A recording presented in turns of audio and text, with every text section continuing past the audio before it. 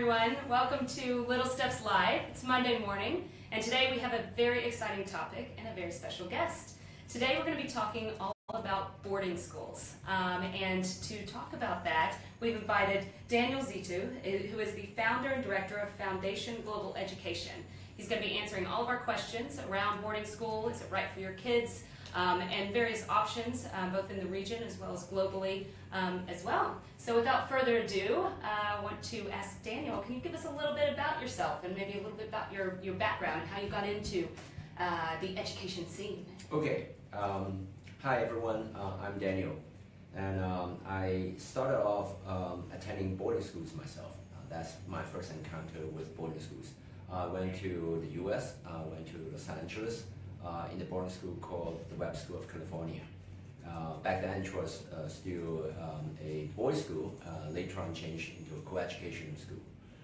After Webb, I went on to Cornell on the East Coast to pursue engineering. And afterwards, I went back to Hong Kong to work for a number of years. And then later on, at 2001, I founded a foundation to pursue education on my own. So it's been 16 years since I've been in the field as an education consultant. I'm like most of us here, I'm also a parent. I have 3 children. The oldest just turned 16, the middle one 13, and the youngest one 8. The first 2 are also studying at boarding schools. So today I'll be speaking from an alum point of view, someone who has experienced that, someone who has been working with boarding schools for the past 16 years, but I guess most important for me, just a parent sharing, from a parent to another parent. So we got all angles covered today. That's good. So one of the things that I think a lot of parents struggle with is basically, do I send my kid to boarding school? Some of them do have that experience like yourself, having gone to boarding schools, but others, it is quite a new experience. And sometimes it's just because they need to be looking at boarding school as an option for their specific child. So maybe if we could just talk a little bit about sending your child to boarding school. What is the typical age that you're finding that parents start looking towards boarding school options? Application process, I should say. Yes. In this world, there are many boarding schools of many different natures under different countries and their systems. So it varies. For America, most of the boarding schools would begin their boarding life when the students are at age 14. Okay. So we're talking about grade 9. So the US boarding high schools, grade 9, 10, 11, 12, so like 4 years. Now, we are living in Asia where the system, the education system, secondary school education system differs from country to country. So let's say in China, for example, or in Japan, right? The senior high school is only 3 years. In America, it's 4 years, grade 9, 10, 11, 12. And for England, it would be 5 years. So year 9, 10, 11, 12, and 13. Here, I'll explain a little bit the difference between US and UK, for these are the 2 major type of systems around in the world nowadays. The US, they go with grade, and the UK system goes by year. So the highest grade is grade 12. For the UK system, the highest year is year 13, and they are the same. So year 13 is equivalent to grade 12. So year 1 is equivalent to kindergarten, say for example. Very confusing. Just like mathematics, you got to keep it all straight in your head. Yes, and so in terms of, to answer that question, in terms of when families would send their children abroad, depending on the country. So I just mentioned about US, meaning around age 14, and then for UK, it would be age 13. However, this is not the earliest possible age. This is only for boarding high schools. Boarding high school. So for the US, you have junior boarding school. Junior boarding schools would begin at grade 6. So 6, 7, 8, 9, those are 4 years. Meaning that grade 9 and grade 9 would overlap between junior boarding school and senior boarding schools. Okay. And for the UK, you have what we call preparatory school. They will begin at year 4 all the way to year 8. Translating into age, it will be age 8 to age 12. Okay, So it starts in the UK, it starts as young as 8 years old. Yes. Okay, got it. Okay.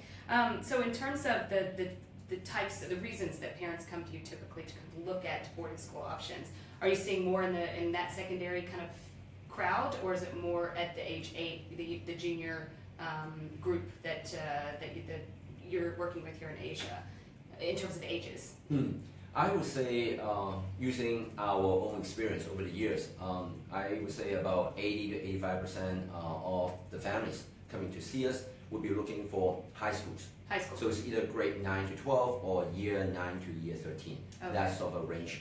But then there's an increasing number of families looking to send children abroad at a slightly younger age.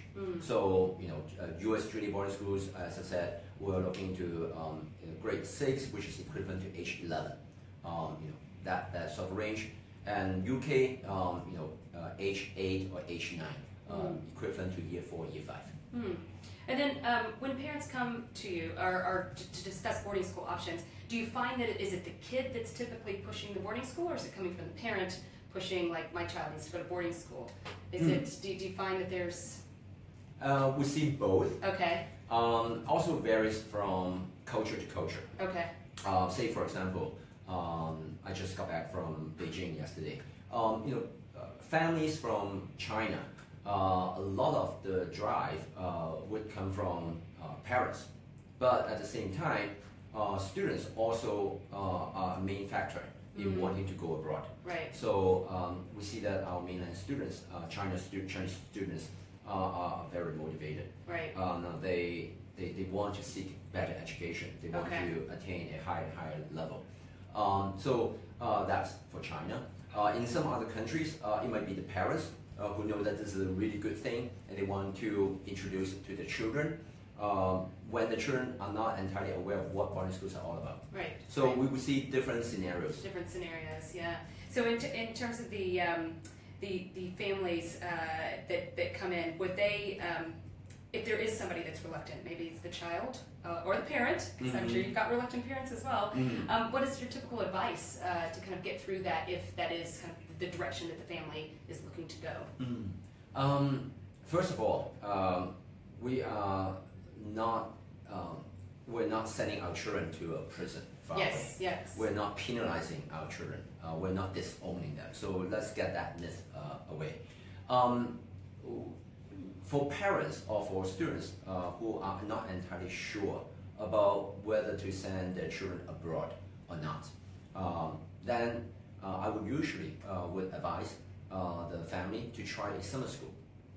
Summer school is a short 3-week, 4-week getaway, so to speak, for the child to spend independently on his or her own with peers living in a residential community in a boarding environment, boarding school. Right.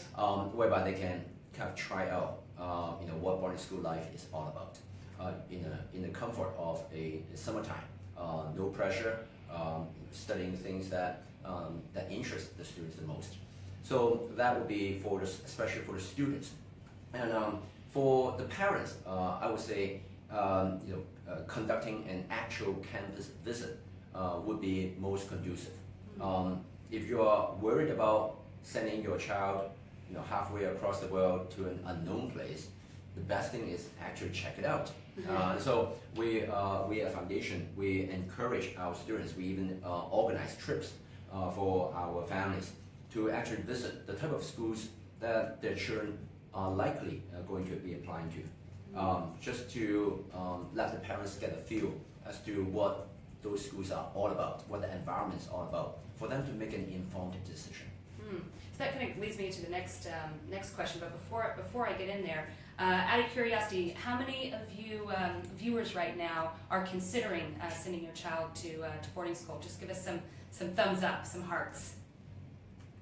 And how about those that are currently have children at boarding school? Do we have some of those out there? Some hearts? All right, cool. Well, we're going to get into some questions I think that parents ask that you've seen as well. Can you talk about maybe some of the major considerations when choosing a boarding school? It could be anything from location to curriculum to religion, some things that come up when parents are starting their exploration into that area. at Foundation, we have a methodology that our consultants would follow. We started with a diagnosis kind of phase, whereby we interview our students and our parents, usually separately, to understand their respective needs. So we try to understand our student upfront and try to, from our experience, understand what would be in the best interest for the students' upcoming growth and development. And also try to understand what students like and what they don't like, and all that, what they need, what they don't need. And then we try to understand from parents' point of view, what type of gift, what type of environment do they want to give as a gift to their children? What type of children do they want, what type of a man or woman do they want to see their children to become like a few years down the road? So we try to map out this vision, and then we try to map it to what the boarding schools offer.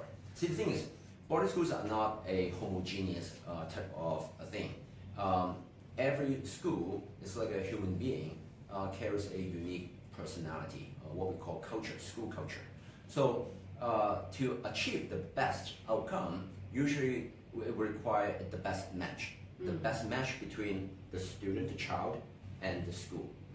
And so we would start out with understanding the needs of the student and the wants of the parents, and try to come up with a recommendation as to what type of schools would best equip the child forward. So it's a matchmaking. I mean, that's basically a lot of what you're doing. Yeah. Do you find out that the parents have, because I'm sure you get a lot of alumni, and the individuals that I've met that have gone to boarding school, they're very passionate about their boarding school. Do you find that typically the parents are looking to send their child to the same place that they experience those memories, or is it they are kind of open to other options that you would recommend?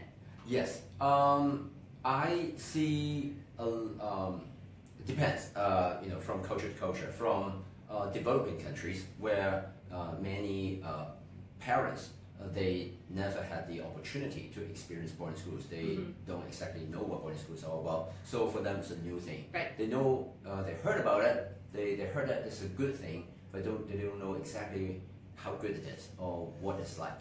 So they come in with a curious mind. But for some other families in some other more developed countries, where the parents themselves might have had the opportunity to attend boarding schools themselves, then they would step forward and say, I want this good thing to be passed on to my child. Yeah, yes, I can see that.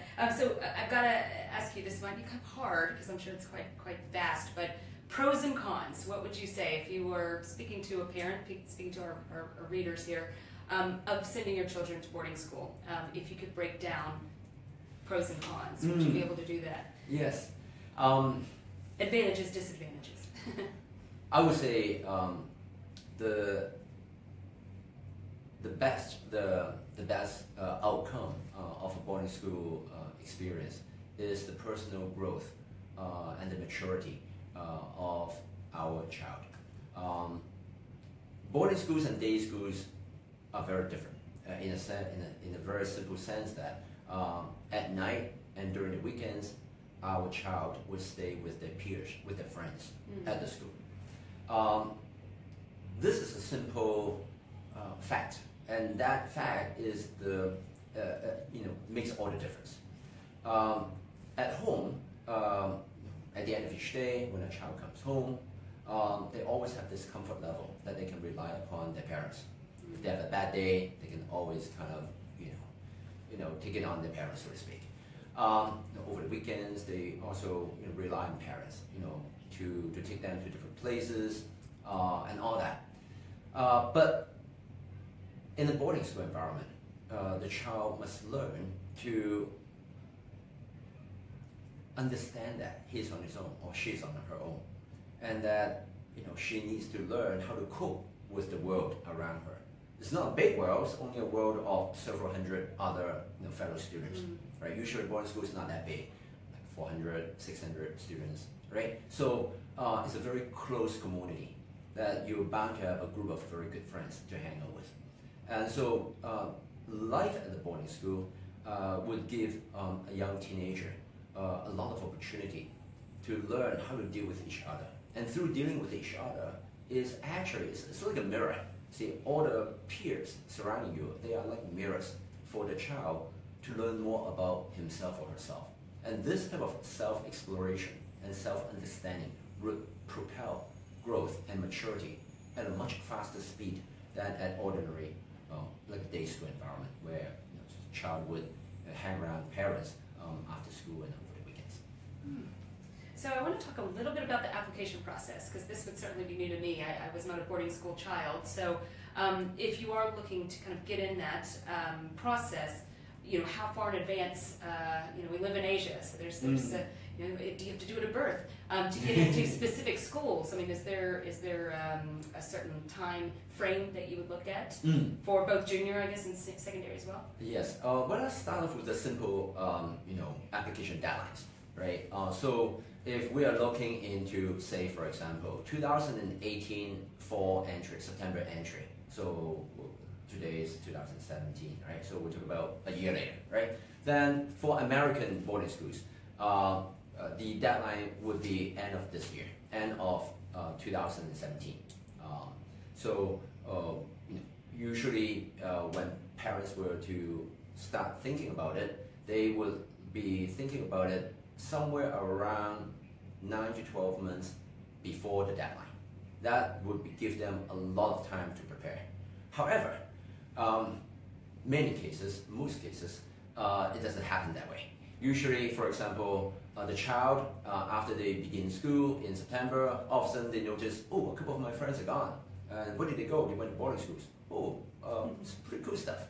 And then they will start talking to dad and mom and say, hey, I want to try out, I want to explore this idea as well. And so there are always, every year, a number of latecomers, whereby parents would begin their soul searching phase, school search phase, as late as September or October to meet the end of December deadline for entry of next September. Now that's the American setting. Now for the British schools, for example, they would tend to operate in a slightly earlier time frame. The assessment period can begin as early as the last academic year. So we're talking about maybe May or June. That's when parents would first conduct, the students would first conduct the interviews with the schools and having the assessment test. So for the American schools, the time frame is a little shorter. For the British schools, it's slightly longer, maybe somewhere around 18 months in advance. Okay. And then what about, you mentioned some of the half boarding or boarding options here in Asia. What's kind of the application process around those options? Now, I've been talking mainly about boarding schools in the US and right. the UK, which are most popular. Let's not forget that there are boarding schools all around the world. So there are boarding schools in Australia, New right. Zealand. There are boarding schools in Japan, in Korea, right? In China as well, in Hong Kong as well. And so the different boarding schools, they have a different set of deadlines. They operate independently, so that there's no kind of a uniform kind of application system, so to speak. But more or less, the application time frame is more or less the same. So we're looking into, for 2018 fall entry, we're looking to getting everything ready within the fall term of 2017. And sometimes the process should begin as early as the second term or the second half of the previous academic year. So like 6 months ago, okay. in March or April. Okay, so we've got some time to think about it in between there. In terms of the boarding school life, this is something that you'll be able to really talk about personally, and you've mentioned some of the aspects of being independent, having to figure things out yourself. But in terms of the typical boarding school day, could you maybe walk us through what that would look like? Okay, well, as you may imagine, usually students will wake up around 6:30, sometimes 7, depending on the school's schedule. Some schools will begin classes at 8:30, some 9, some even as early as 8. So students will wake up accordingly and then have their shower and all that, and then go straight to have their breakfast.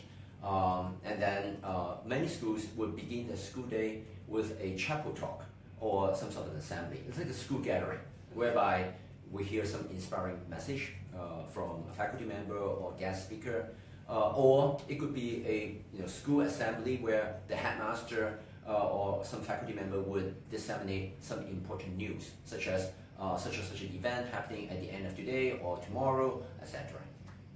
And then the school day will begin.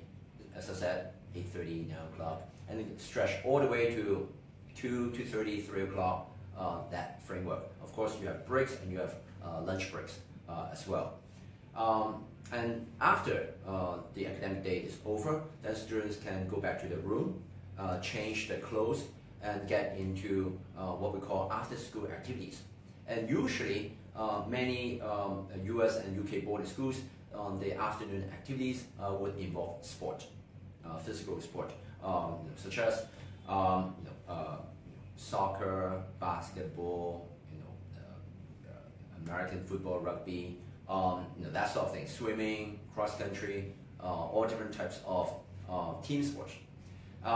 However, there are also options for students who would prefer other areas of team activities, such as performing arts. So schools would offer musicals and plays during the fall term or spring term. Every year, many schools would offer two such events, and so that would offer opportunities for students who might not be as athletically inclined. They have an option to still engage in team activities, but on the performing arts side. Okay, and is it something, the after school, after the 3, 4 o'clock, is that something that is assumed that all children will be participating in those kind of things, or can you, if a child is just not interested in those kind of things, is it encouraged or is it required? Most of the boarding schools would have the after-school activities mandatory. Yeah. So that's the whole point of sending a child to boarding school, right? If you don't want to participate, then you must well go to a day school. Right. And then we would, after the after-school activity, then students would get back and have their dinner, and followed by study hall. So the study hall usually would stretch from 7 to 9, and then after 9 o'clock, then they have the social hour, and then maybe 10 o'clock, they have to be in their room and get ready for bed by, let's say, lights out at 10:30. So that would be their kind of Monday to Friday kind of routine. And then some schools will have Saturday morning class, so that would stretch, that would take place in Saturday morning. And then Saturday after, they may have sport competition with other schools. Oh, okay. And then Sunday, school-wide events. They may take the students different trips to different neighborhood, for hiking or for shopping mall, etc. Okay, sounds fun. Yes, boarding schools are very busy. It seems like we've got a question coming in, so I want to check in on that. So we have a question from Benjamin. As a matchmaker of sorts between parents and schools, the core end product offering is ultimately offered by the school itself. So what would you say then is the unique selling proposition of a company such as Foundation? Is it the deep connections to schools and understanding of customer needs, the students' needs, applications, advisory or other advantages? Thank you. It's a good question, and that goes with why people such as ourselves, consultants, exist nowadays and not as much before. Because of the benefit of boarding schools, though there are more and more families applying to boarding schools nowadays, at least from Asia. We see that the domestic American market and the British market has been shrinking a little bit due to economic conditions. But in Asia, has been booming, has been expanding. So why is that? Is it just for additional options, like just having? First of all, in Asia, much of Asia has been influenced by the Chinese Confucius values, which place heavy emphasis on education. Right. And so, over the past 2 decades, while Asia has been booming itself, especially in China, many families have become able to afford boarding school tuition. And so the very first thing that parents want to spend is for their children. And other than immediate health or medical needs, it will be in education. That's a long-term strategic gift that they can provide for their children. So the long story short, the competition among applicants has been skyrocketing very much. And so us as consultants come into play. We offer several types of service for our families. The very first type is advisory, advising our families which country the child should be aiming at or they should be considering it. Leaving at what time, what stage should the child be leaving? Is it this year, next year, or 3-4 years down the road? What type of schools should the child be actually applying to? There are so many boarding schools. Just in the US alone, there are close to 300 boarding schools. So, and then let's not consider the much larger market for UK and many other countries as well. So how do we pick which school? As I mentioned, each school has a unique personality and culture. And so how do we do the matching? So because we have been around, because we spend so much time visiting schools every year, we spend somewhere around 600 to 800 man days on the road, not by myself, but all my colleagues together as a team, taking families to visit schools. So me and all my colleagues all together, we have been visiting schools every year, and we have this updated knowledge base in our head about what boarding school, each boarding school is like. And so we offer this knowledge base to help match our students' needs to the schools. And then next would be knowing what schools to apply to is only the first step. The second step is much more important and practical. How to get there, how to get admitted. We all know, say, Harvard or Oxford, these are great universities, but how to get admitted in, right? So same thing with boarding schools. Nowadays, it is not unsurprising to see like 500 Chinese applicants applying towards a school with only 5 spots. So I mean, how do we get our child to be admitted? So that's the key point. So that leads to the second level of service that we offer. The first part being advisory, the second being training. So we offer training for our students. So what type of training do we offer? See, boarding schools are like employers. They place the most critical piece of their decision on interviews. Okay. So yeah, see, they would need, of course, school reports, and they need to know how you do academically. There are some schools will also require entrance exams, while others standardized tests. But these academic assessment is simply the first step, stage 1. After you pass through the academics, then okay, you've proven yourself worthy of the school, worthy to be considered by the school. And then the school would start investing time and resource in the candidate, in the student. And the way they do that is to spend half an hour of the time talking to the student, one-on-one setting, like within this room, learning more about the child and to assess the fit between the child and the school. And so interview training is a key part of our corporate training for our student, and that's where many parents come to see us, is for that piece of interview training. And this is very important, especially for applying to boarding schools. Okay, lots to consider there. Thank you so much for your question there. It's Benjamin, right? Thank you. Wanted to get back onto the boarding school life. We talked a bit about it from the kids' point of view, but obviously you've got a lot of anxious parents out there worrying about their children or wondering what their children are up to. How would you say, how involved are parents in day-to-day, or what kind of feedback do you give to parents in terms of how often do they see their children, or kind of getting over some of those questions that they might have? Yes. As parents myself, I always wonder how my daughter or how my son has been doing at school. And boarding schools, regardless of which country we're talking about, have a fairly consistent practice of having their advisors, which take care of around 6 to 8 students constantly, from year to year. And they usually would give fairly regular updates to the families. So we hear firsthand, usually from the advisors, from our child's advisors. And sometimes no news is good news. Yes, of course, touch wood, if our child get into an accident, let's say over sports or anything, then the school will immediately contact the family right away, will not wait at all. So in terms of the family, parents staying informed, the school has a quite well built-in process. It's not like 20, 30 years ago where parents don't exactly know what's going on. Nowadays, information flow is a lot more convenient, a lot more efficient, and parents expect that from the schools, and schools are responding. So that's one. The second, though, is thanks to modern technology like FaceTime and all that, parents themselves can have direct access to their children.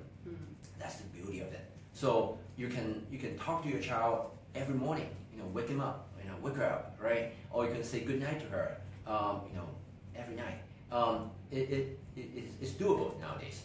It's free. So students can have their mobile device with them, although those will be under controlled, so they can't play with the phone all the time. But they have access to the phone during certain hours. So parents can have access to the children as frequently as daily. That's cool. Yes, and I also heard about an app recently from some parents that were doing some boarding called Pact, I think, where they can, maybe at certain schools that don't have as tight of a regulation on the phones, that they can set the times on the mobile devices of their kids. So I think with technology, there's definitely a lot of, I guess, new ways to do their parenting from abroad. So I want to just briefly kind of move into a topic that has come up. We've actually done a live session on bullying because that is such a hot topic with schools, especially in the secondary area, well, primary as well now. But how do boarding schools handle bullying, and do you see that as something that comes up? Bullying happens, so we should not deny the fact that bullying. But bullying is now happening a lot less frequently than 30 years ago when I went to boarding school. Those days we had more bullying. Nowadays, schools are a lot more open. Due to the internet information flow, even the youngsters nowadays, my children, they are a lot more open-minded than which was my age when I was a teenager. So do we still have bullying? Yes, but I would say it is far in between.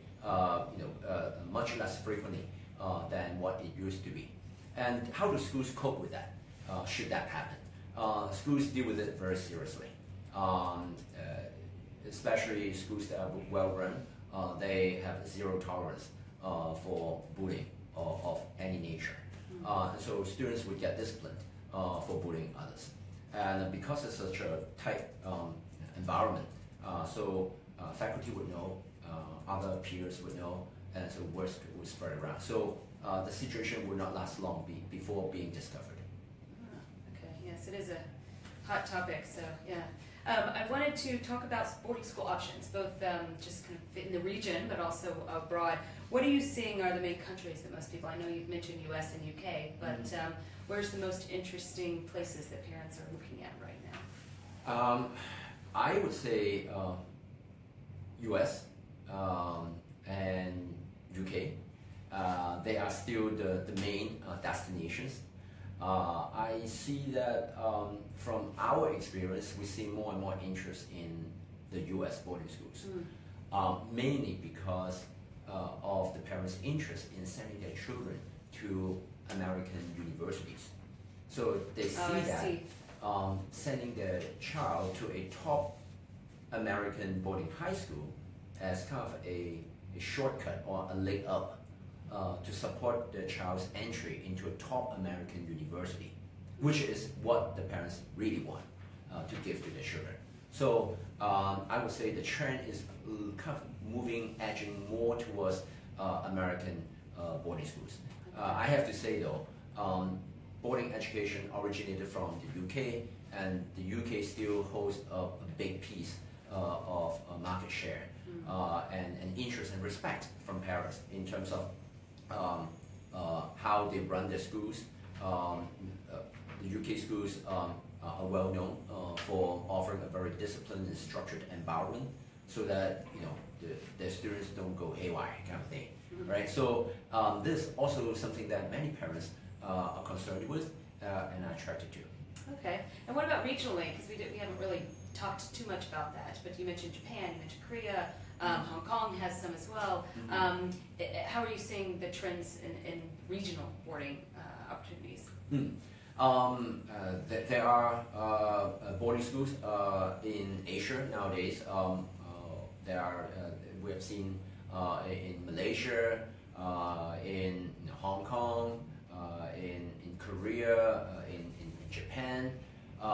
There are, but if you add all those boarding schools together, the numbers are still fairly small compared to what is being offered in the US and UK. Now, of course, if you go to the Southern Hemisphere, which operate in a slightly different academic calendar, because they begin in January and can finish up at the end in November, December, then you can have Australia and New Zealand.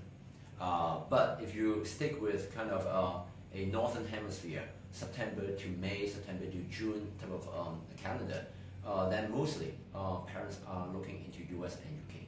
Okay, great, excellent. Well, thank you so much for all of this. We want to move into questions, but before we do, is there anything that you can think of that we didn't cover today that you find would be interesting to share with the viewers? I guess one point I would like to mention, for many parents are worried about losing their children, at an early age. We're not disowning them. I'm not.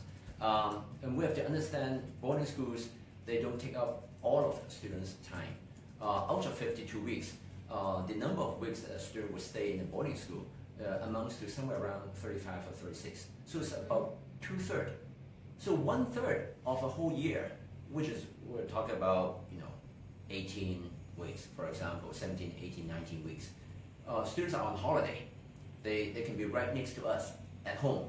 What are those holidays? Well, for America, 4 main holidays: Thanksgiving, about a week and a half, Christmas, 2.5 to 3 weeks, spring break, another 2 weeks, and then the rest, 11, 12, 13 weeks of summer holiday.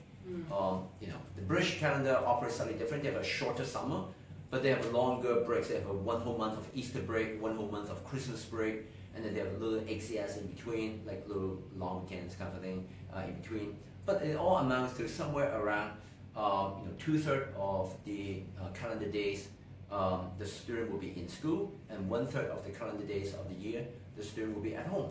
So we're not really losing that. But it requires some adjustment. So parents will need to plan accordingly. So what will my child be doing after they come home? How should I arrange my holiday time to fit with my child's holiday time, etc., etc.